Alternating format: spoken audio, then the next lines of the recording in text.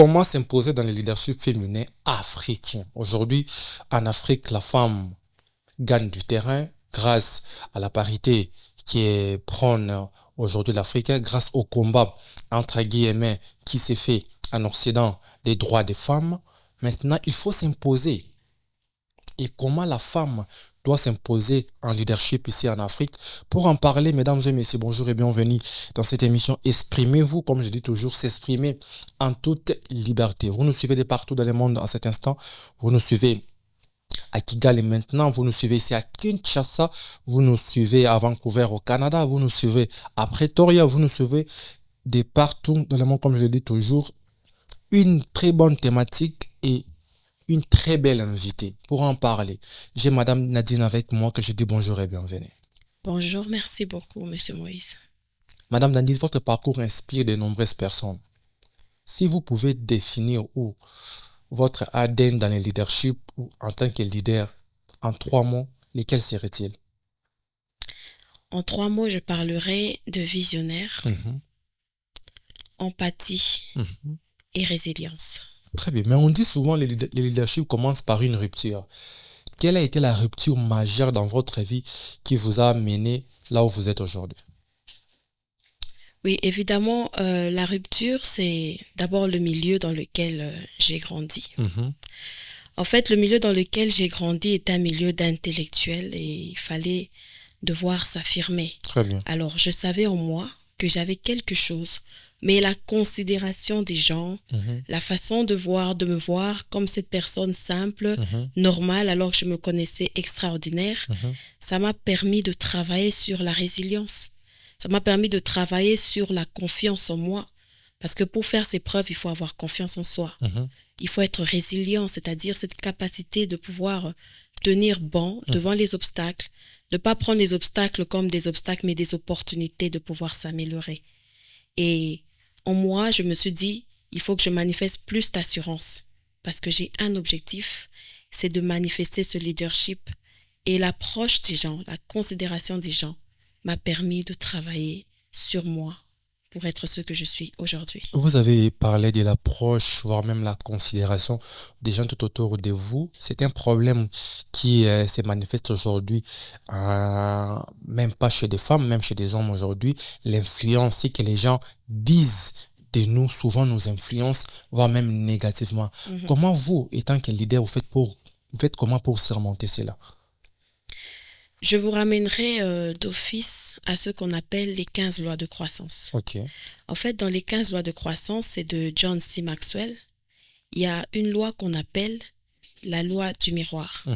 Dans cette loi du miroir, il faut savoir se donner du cran, du poids, savoir avoir une bonne opinion de soi. Parce que les gens peuvent dire des choses, les gens peuvent raconter des choses, mais ce qui importe, c'est ce que nous pensons de nous-mêmes. Ce que tu penses de toi, c'est quoi? Parce que quand on a une approche totalement négative, tout ce que les gens disent peut être un frein. Mais lorsqu'on a une approche positive de soi, c'est-à-dire on se regarde différemment, du bon œil comme on peut le dire, et bien ce que les gens peuvent dire, si bien que ça peut être faux ou vrai, mais ça nous permet de travailler sur nous pour être la meilleure version de nous-mêmes. Très bien, vous avez parlé du mentorat. Le mentorat est au cœur de vos valeurs, comme vous l'avez très bien dit.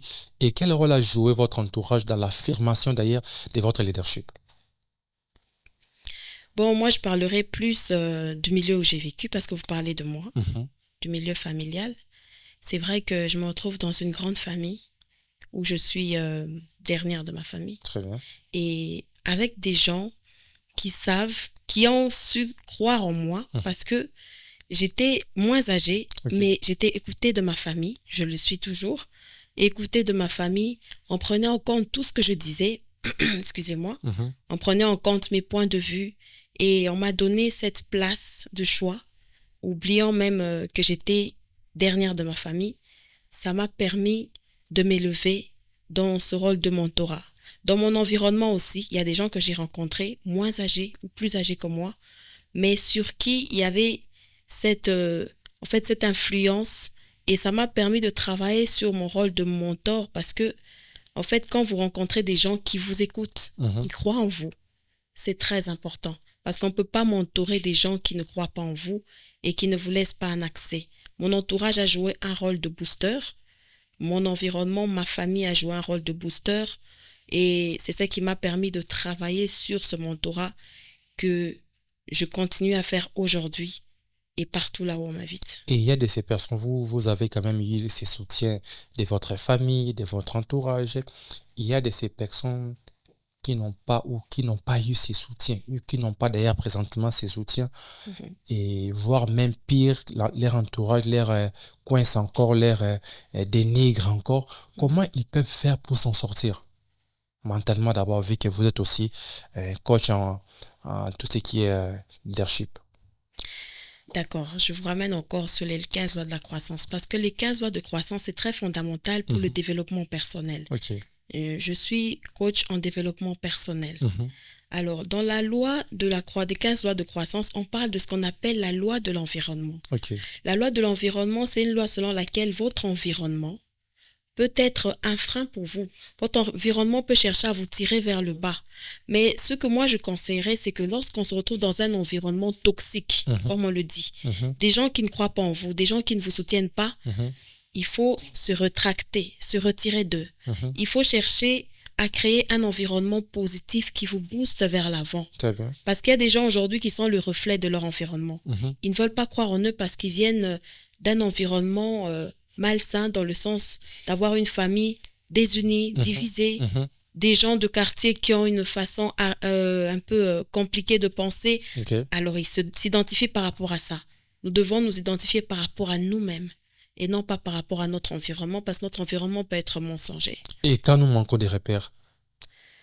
Quand on manque de repères, c'est pourquoi on parle du mentorat. Alors, il y a des mentorats qui se font en ligne.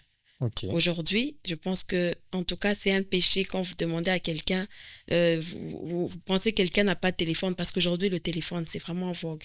Alors, il y a des mentorats en ligne, il y a des gens qui font le coaching et le mentorat en ligne. C'est-à-dire, on ne les connaît pas forcément, mais on peut toujours suivre certains liens, on peut avoir certains contacts, des personnes qui peuvent nous soutenir, des personnes surtout qui sont passées par là. Parce qu'il faut toujours se dire qu'on n'est pas les premiers à vivre ce qu'on vit. Il y a des gens qui sont passés par là. Et ces gens sont disponibles sur les réseaux sociaux et partout ailleurs pour pouvoir apporter un plus en nous. C'est souvent les gens qui sont proches de nous qui peuvent nous aider. N'allons pas plus loin. Très bien. Souvent, les gens qui sont proches de nous, qui peuvent nous aider, auditeurs et internautes, vous nous suivez en direct de la radio Afro Diaspora Média de partout dans le monde. Nous continuons avec Madame Nadine. Il y a l'héritage culturel africain. Aujourd'hui, les leaderships ne sont-ils pas souvent perçus comme contradictoires en Afrique? Parce que nous savons très bien en Afrique, la femme, c'est la cuisine, les papas, c'est le travail. Nous apporter ces systèmes de leadership féminin, ce n'est pas copier l'Occident, ce qui est contradictoire à la culture africaine. Est-ce que vous pouvez reprendre votre question, s'il vous plaît? Je disais, comme nous savons l'Afrique dès nos aïeux, il y a notre héritage culturel. Ouais. Donc, papa part à la chasse, maman à la cuisine. Et les leaderships féminins aujourd'hui ne sont-ils pas souvent perçus comme contradictoires en Afrique? Genre, si nous prenons la culture africaine et les leaderships féminins, ce n'est pas contradictoire. Ce n'est pas contradictoire parce qu'aujourd'hui, on ne demande pas aux gens de prendre le code culturel d'ailleurs.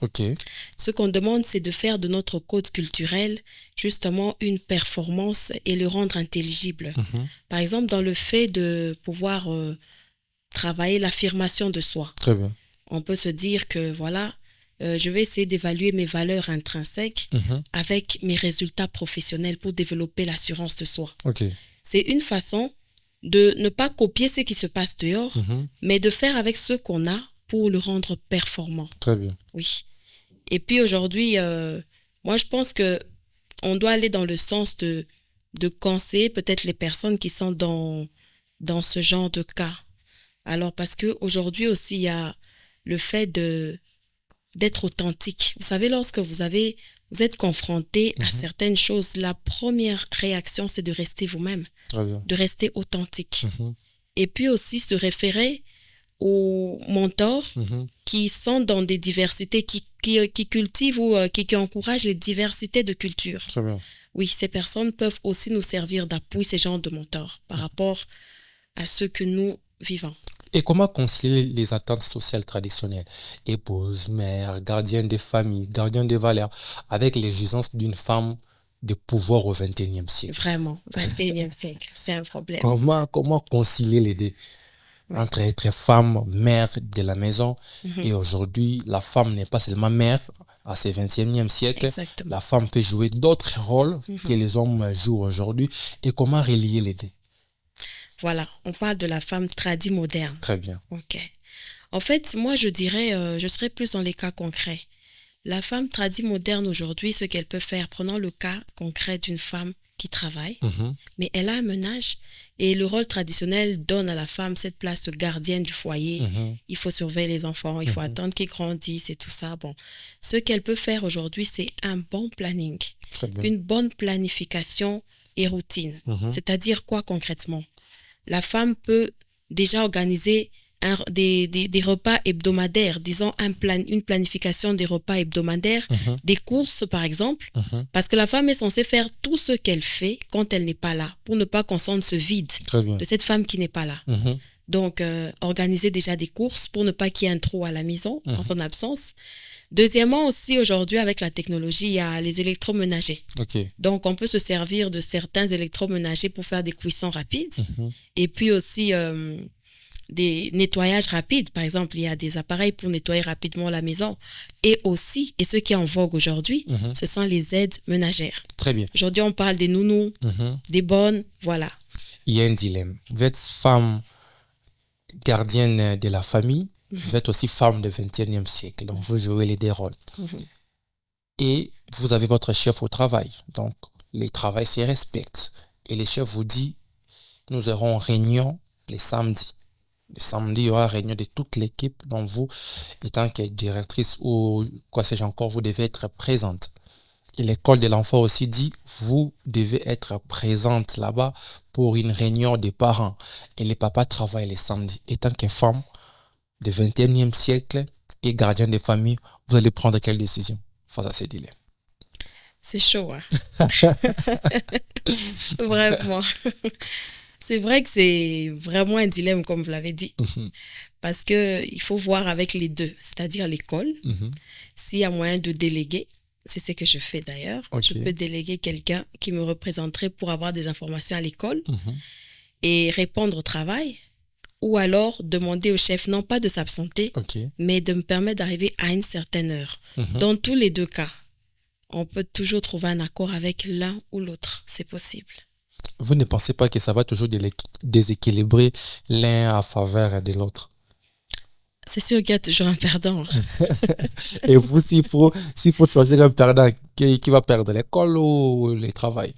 Parce que le travail aussi, c'est l'argent qui couvre entre guillemets quelques soins de la famille, mais l'école aussi, c'est l'avenir des enfants. Moi, ce que je dirais, ce qui va perdre, c'est le travail. C'est le travail. Oui. Donc, d'abord les enfants, d'abord la famille. D'abord la famille. Très bien. Merci beaucoup. Nous évoluons du terrain internaute avec une très, très belle ambiance avec Madame Nadine. Est-ce qu'il existe des valeurs africaines qui, selon vous, favorisent pourtant le leadership de la femme? Oui, évidemment.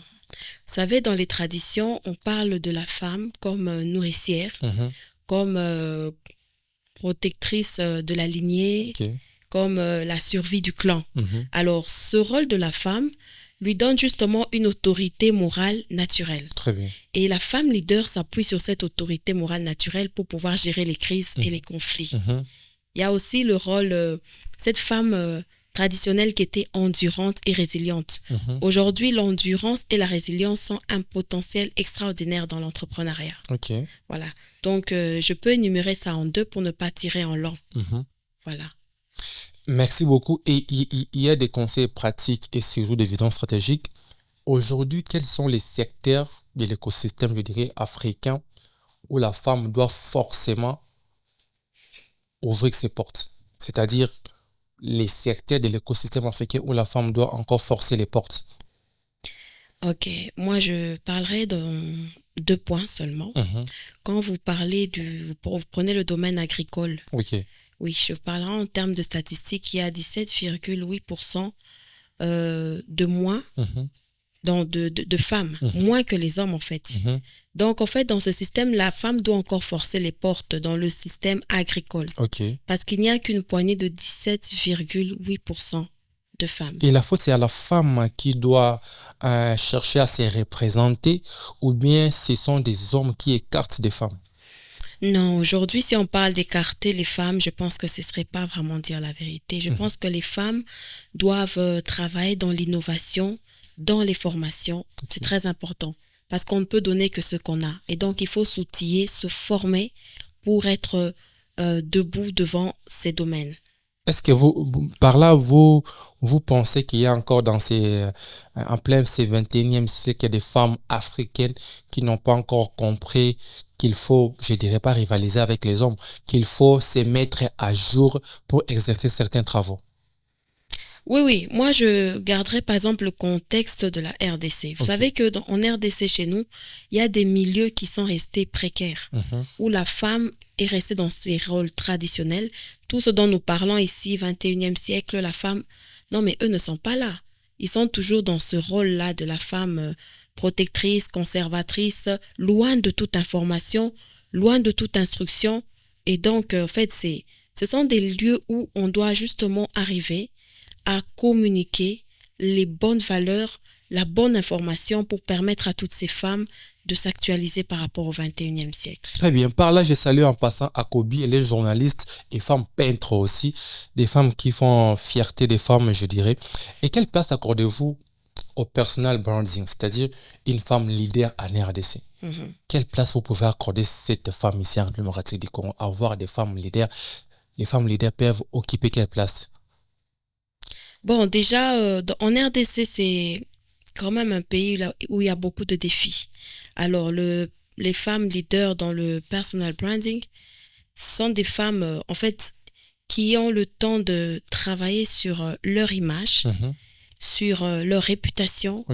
Elles ont accès aux opportunités et puis elles sont en connexion avec leur public, donc leurs fans, comme on appelle, et puis leurs partenaires. Et puis, elles sont des femmes qui elles ont l'occasion de travailler sur leur influence également. Nous avons parlé, d'ailleurs, vous avez parlé de l'agriculture ici, qui a 17% des femmes. 17,8% des femmes représentées. Et comment gérer cette solitude au sommet quand il y a une femme dans un milieu majoritairement masculin? Très bien.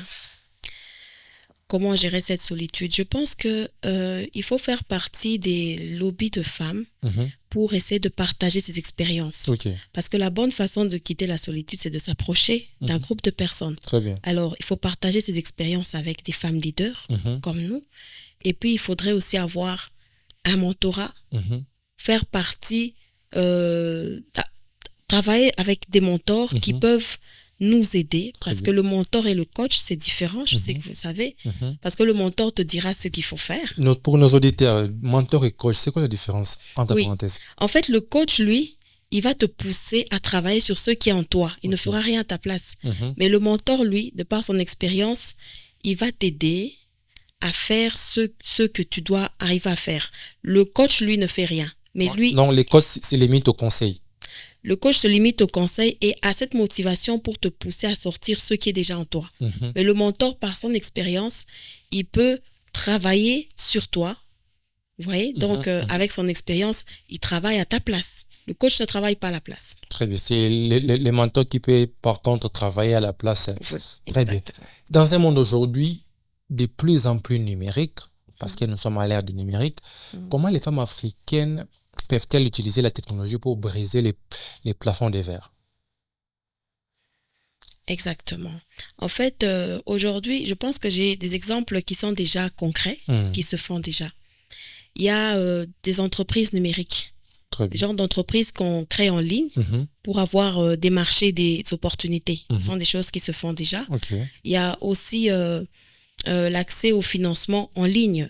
Je pense qu'il y a déjà des publicités qui passent où il y a des gens qui vous donnent un financement pour les projets et tout le reste. Donc, ce sont des choses qui sont déjà en vogue. L'accès au numérique par différents moyens, donc financement et puis création d'entreprises. Donc, c'est déjà concret. Vous êtes sur les réseaux sociaux. suivi. Et dans un monde où les numériques, nous avons parlé, est-ce qu'il y a l'influence entre les followers et l'impact sur le terrain? Genre, une leader féminin en ligne et une leader féminin, je dirais, en présentiel. Quel leader a beaucoup plus d'impact aujourd'hui? En tout cas, ce que moi je peux dire, je donne mon avis, c'est que l'impact sur terrain est très capital. Ok. Parce que quand tu es sur terrain, tu connais à qui tu as affaire. C'est comme on appelle dans le domaine de l'entrepreneuriat les potentiels cibles. En fait, tu es devant tes cibles et tu as l'occasion de pouvoir les impacter, les influencer. Parce que l'impact, moi je parlerai d'impact lorsque le contenu de ce que nous avons peut éduquer, peut influencer, peut motiver dans des actions. Le followers, par contre, c'est juste des personnes qui vous apprécient comme ça, mais vous n'êtes pas sûr des actions qu'ils peuvent poser par rapport au contenu de votre message. Mais lorsque vous êtes sur terrain, vous vous rendez bien compte des avancées par rapport à l'impact de votre message. Et donc, pour moi, c'est l'impact réel sur terrain. Très bien, merci beaucoup. Et aujourd'hui, vous avez un regard de l'avenir social. Vous, étant que leader, étant que coach en développement personnel, quelle est votre stratégie pour transformer une critique sexiste en opportunité de croissance? Ok. Déjà, ce que je peux conseiller de prime abord, ce serait en 3 temps. Ok. La première des choses, c'est de ne jamais prendre une décision sous émotion forte.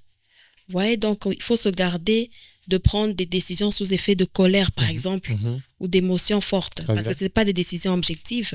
Et la deuxième chose, c'est qu'il faut avoir l'écoute, l'empathie. C'est-à-dire prendre le temps d'écouter les autres, de comprendre le cœur des autres. Et pour pouvoir revenir, être objectif, on doit prendre le temps d'écouter. Il y a beaucoup de leaders qui n'écoutent pas, qui ne comprennent pas. Voilà pourquoi, en passant, je dirais que le quotient émotionnel, c'est la force d'un leader. Dans le quotient émotionnel, on parle de l'empathie, l'écoute. Il faut pouvoir écouter pour comprendre les autres, pour contextualiser la motivation des autres. Et puis, rester authentique et calme. Quand vous répondez aux gens, il faut avoir des réponses constructives et non pas des réponses qui peuvent encore, comme on dit, allumer le feu. Très bien. En fait, des réponses constructives qui vous ramènent vers l'objectif clair que vous poursuivez. Très bien. Auditeurs et internautes, j'avais à la fin de cette émission. Madame Nadine, si vous avez le pouvoir aujourd'hui de changer une seule loi ou une norme sociale en faveur des femmes en RDC, laquelle choisirez-vous?